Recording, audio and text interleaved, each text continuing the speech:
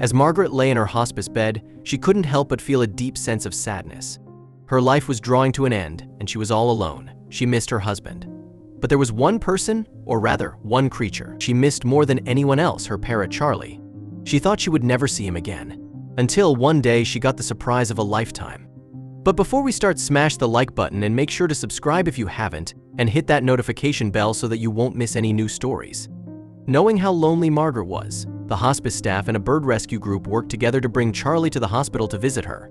When Margaret saw him, her face lit up with pure joy, and she immediately reached out to cuddle her soulmate close.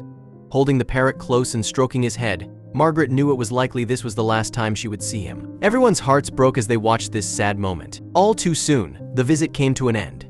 Margaret tried to persuade the staff to let the parrot stay with her, but that wasn't possible. Margaret was a kind and gentle soul. She had always adored animals and had a special bond with all kinds of creatures. Charlie, her African gray parrot, had been a part of her life for well over 50 years. Through all of life's ups and downs, Margaret and Charlie had been there for one another as the best of friends. Margaret had taken in the parrot when she was only 20 and Charlie was barely a year old. He had been sent to a pet shelter for being too difficult, but Margaret had raised him with love and care. Over the years, and especially after her husband died, Charlie had become more than just a pet to Margaret. He was her soulmate, a true companion, and a constant source of joy in her life. Only a few years after her husband's death, Margaret was struck with a cruel blow. Her health began to decline, and by the time the cancer was diagnosed, it was too late for any kind of treatment. Margaret fought long and hard against cancer, but her health eventually started to decline to the point she could no longer care for herself. Her hair became brittle and thin, and moving around became harder and harder. She found herself inside more often than outside and started to feel guilty toward her parrot.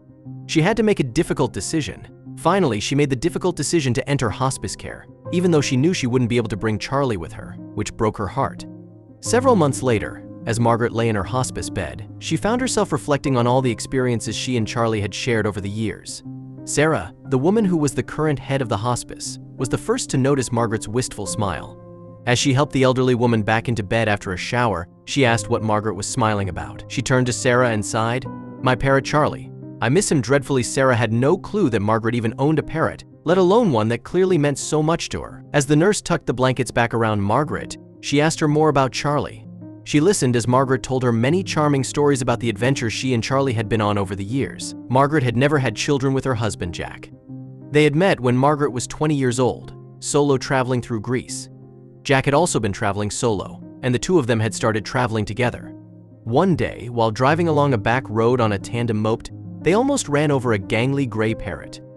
Margaret immediately told Jack to stop the mope and hurried back up the road toward the bird. The young African gray parrot, who she would come to name Charlie, was staggering in the middle of the road. He was young, hungry, and dehydrated. It was clear he had been abandoned. Margaret scooped up the bird, wrapping him in her jacket for the ride to the vet.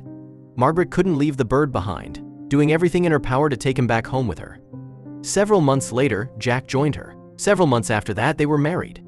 Charlie was the ring bearer and joined in at the party with everyone else. Sarah listened to the whole tale, stunned by Margaret's story. She would never have thought Margaret was as adventurous as she was. As the days went by, Sarah and Margaret's bond grew stronger. Margaret's cancer was treatment resistant, so she stopped her chemotherapy to enjoy her last months. However, she was in pain much of the time, and as winter approached, the pain grew worse. Her life at the hospice was very lonely when Sarah wasn't there to chat with her. One day, Margaret expressed her final wish to Sarah, hoping she could say goodbye to Charlie. The head nurse reacted hesitantly at first. They, of course, had requests like this before, but it was usually for cats or dogs, and one time, a horse. She promised Margaret that she would do everything she could to make it happen. She could. After a little research, Sarah discovered that Charlie had already been handed over to a bird rescue center. However, the bird center agreed that they would do whatever they could to reunite Charlie and Margaret one last time. The rescue center told Sarah they were pleased to hear the parrot could visit its owner. Charlie had been acting sad and distraught at the sudden change in his life, and they knew he needed this just as much as Margaret. There was one man, who also lived at the same hospice as Margaret, who was very afraid of birds. So Sarah had to arrange for him to be moved to another room, as his room was next to Margaret's, and she had to be very discreet because she didn't want to ruin the surprise. Margaret asked Sarah why her neighbor had to be moved, as Sarah expected, so she told her a little white lie. There wasn't much time left. Sarah knew she had to hurry, otherwise Margaret's very last wish wouldn't come true.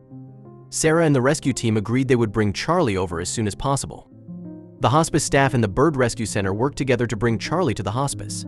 And when they reached her room, he couldn't contain his happiness anymore. As Margaret lay in her bed, she could hear a lot of footsteps in the hallway. And then she heard a familiar sound. She couldn't believe her ears as she listened to the screeches of her beloved Parrot. "Charlie," Margaret said with a broken voice. The moment Margaret saw him, she gasped, and her face lit up with joy. She couldn't believe they had actually brought her beloved bird to her bedside. Charlie's screeches were deafening to the staff, but they sounded like music in Margaret's ears. Finally, she has reunited with her soulmate again. And Charlie, in turn, listened attentively and nuzzled close to Margaret as if he understood every word she was saying. Everyone's hearts broke as they watched this sad moment. Margaret looked at Sarah with tears in her eyes. "Thank you," she whispered as she kissed Charlie on his head. "It wasn't just me," Sarah said. "Everyone in this room helped to fulfill your wish." And it wasn't easy. Sarah smiled at Margaret and took in all the love in the room. It almost seemed like Charlie could sense that his old owner wasn't doing too well. He kept his head close to Margaret's head and refused to fly around. He kept looking nervously at the people from the rescue center, as if he knew they would take him away from her. After a few hours, Charlie had fallen asleep in Margaret's arms, and she herself was also falling asleep. So Sarah and the rescue center staff decided it was time for Charlie to go. They knew parting them would be very difficult, but there was no way around it. Sarah quietly told Margaret it was time.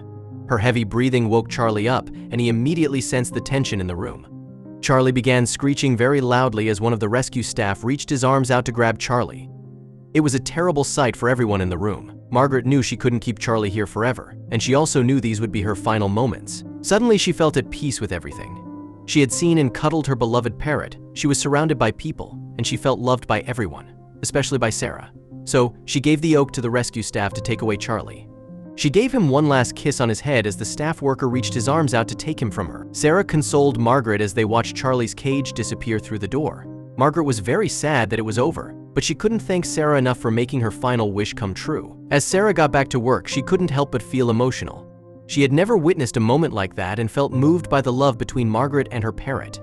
Sarah felt disappointed but wanted to keep trying. So she headed over to Margaret's room to chat about a possible second reunion. But when she arrived at the room, she was met with a shocking sight. Margaret had passed away. Sarah ran to her bedside but knew it was too late.